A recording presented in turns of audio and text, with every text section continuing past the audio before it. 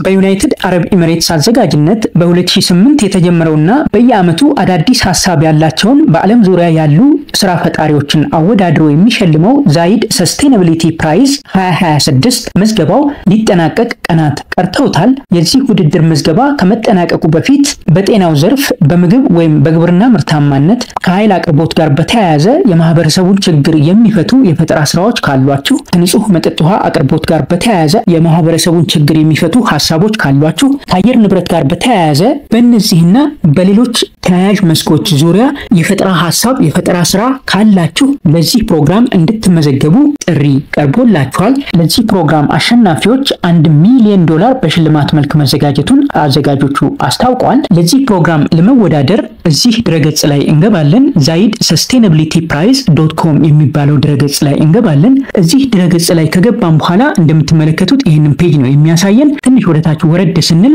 ስለዚህ ፕሮግራም ስለ ዛይድ ሰስቴናቢሊቲ ፕራይዝ መረጃ ይሰጣል። ትንሽ ወደታች ወረድ ስንል ደግሞ ከዚህ በፊት ተወዳድረው ያሸነፉ ስራ ፈጣሪዎችን ያሳያል። እንደምትመለከቱት በጤናው ዘርፍ፣ በምግብ፣ በኢነርጂ፣ በውሃ አቅርቦት፣ በክላይሜት አክሽን በእነዚህ ዘርፎች የፈጠራ ስራዎቻቸውን አቅርበው የተወዳደሩ እና አሸናፊ የሆኑ ስራ ፈጣሪዎችን መረጃ ይሰጣል። ዝርዝሩን በደንብ ማየት ትችላላችሁ። እዚህ ጋር ደግሞ ለዚህ ፕሮግራም ትምህርት ቤቶችን መሳተፍ ይችላሉ። ትምህርት ቤቶች፣ የሃይ ስኩል ትምህርት ቤቶች ተማሪዎቻቸው በግሩፕ በመሆን የሚሰሯቸው የማህበረሰቡን ችግር የሚፈቱ የፈጠራ ስራዎች ካሏቸው ተማሪዎቻቸውን ትምህርት ቤቶች፣ የግልም የመንግስትም ትምህርት ቤቶች አስመዝግበው እንዲወዳደሩና የዚህ እድል ተጠቃሚ እንዲሆኑ ማድረግ ይችላሉ። ከዚህ በፊት ተወዳድረው ያሸነፉ ትምህርት ቤቶች ናቸው እዚህ ጋር የተቀመጡት። እነኚህ ደግሞ በሌሎች ዘርፎች ተወዳድረው ያሸነፉ የ2025 አሸናፊዎች ናቸው ማለት ነው። ስለዚህ ይሄንን ካያችሁ በኋላ ትንሽ ወደታች ወረድ ስትሉ ደግሞ ይህ የሽልማት ፕሮግራም ከተጀመረ ወዲህ ያመጣቸውን ለውጦች በተወሰነ መልኩ ያሳያል። እንደምትመለከቱት እነኚህ መረጃዎች በዝርዝር ከፍታችሁ ማንበብ ትችላላችሁ ማለት ነው። ምዝገባው ከተጀመረ ትንሽ ቆየት ብሏል። ፌብሩዋሪ አካባቢ እንደተጀመረ ያሳያል። ሊጠናቀቅ ግን ከአንድ ወር ያነሰ ጊዜ ነው የቀረው። ጁን 23 2025 ላይ እንደሚጠናቀቅ ነው ያገኘሁት መረጃ የሚያሳየው። ምዝገባው ከተጠናቀቀ በኋላ ደግሞ ሰፕቴምበር 2025 ላይ አመልካቾች ሾርት ሊስት እንደሚደረጉ ያሳያል። ፋይናሊ ደግሞ የተመረጡትን ኦክቶበር 2025 ላይ ይፋ እንደሚያደርግ ይናገራል ማለት ነው። አሸናፊዎች ጃንዋሪ 2026 ላይ በቦታው ተገኝተው ሽልማታቸውን እንዲያገኙ እንደሚደረግ ይናገራል ማለት ነው።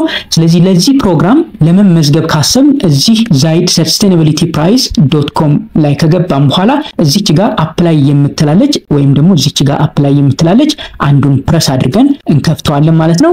አፕላይ ነው የምትለውን ከተጫንን በኋላ ወደዚህ ፔጅ ይወስደናል። እዚህ ጋር እንደምትመለከቱት ቋንቋ ያስመርጠናል። ለዚህ ውድድር ለመመዝገብ በ7 የተለያዩ ቋንቋዎች መመዝገብ እንችላለን። እንደምትመለከቱት እንግሊዝኛን ጨምሮ ወደ 7 ቋንቋዎች አሉ። በመንፈልገው መመዝገብ እንችላለን ማለት ነው። ሌላው ትንሽ ወደታች ወረድ ስንል እዚህ ጋር መሙላት ያለብን ፎርም አለ። ቋንቋውን ከመረጥን በኋላ በመረጥነው ቋንቋ ይሄንን ፎርም መሙላት ይኖርብናል። ታይትል እንመርጣለን። ከዚህ ጋር ከኛ ጋር የሚሄድ አንድ ታይትል እንመርጣለን።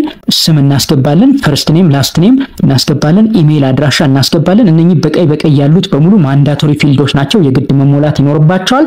አዲስ ፓስወርድ እንፈጥራለን። እዚህ ጋር ፓስወርድ አስገብተን እንደገና ኮንፊርም ማድረግ ይኖርብናል። ኋላ ላይ ሎጊን እያደረግን መረጃችንን የምንከታተልበት ስለሆነ ማለት ነው። እዚህ ጋር እንዳልኳችሁ ለዚህ ፕሮግራም የሚመዘገቡት አነስተኛና መካከለኛ ኢንተርፕራይዞች ወይም ደግሞ ትምህርት ቤቶች ተማሪዎቻቸው በግሩፕ የሚያቀርቡት የፈጠራ ስራ ካለ መመዝገብ እንዲችሉ ነው እድሉን የሚሰጠው የዛይድ ሰስቴናቢሊቲ ፕራይዝ ማለት ነው። ስለዚህ እዚህ ጋር አነስተኛና መካከለኛ ኢንተርፕራይዞች ካሏችሁ ወይም የትምህርት ቤታችሁን ስም እዚህ ጋር ታስገባላችሁ። እዚህ ጋር ደግሞ እዚህ ኦርጋናይዜሽን ላይ ወይም ደግሞ እዚህ ስኩል ላይ ያለንን የዚህ ተመዝጋቢ ያለውን የስራ ድርሻ ይናገራል። ዳይሬክተር ከሆነ ዳይሬክተር ይላል።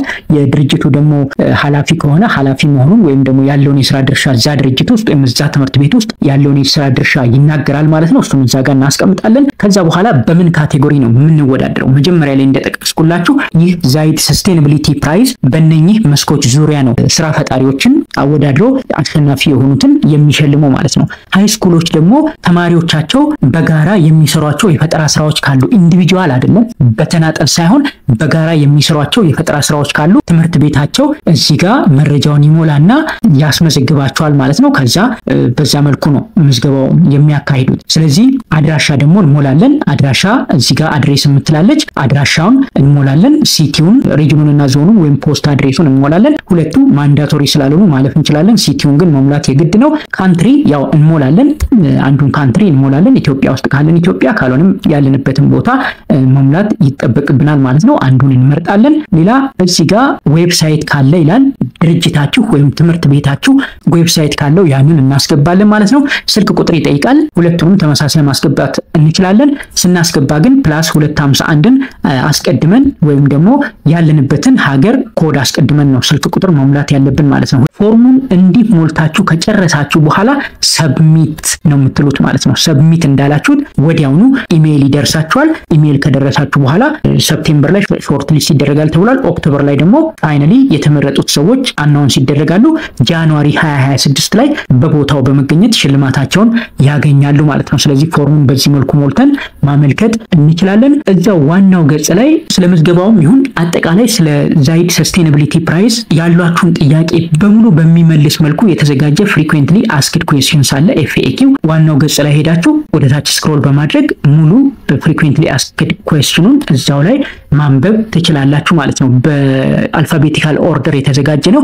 የምትፈልጉትን ነገር እዚህ ላይ ማንበብ ትችላላችሁ ማለት ነው። የተወሰኑትን ብንመለከት ለምሳሌ መልቲፕል ካቴጎሪ ላይ ማመልከት እንችላለን ወይ ይላል። አይፈቀድም። አንድ ካቴጎሪ ብቻ ነው መምረጥ የምንችለው።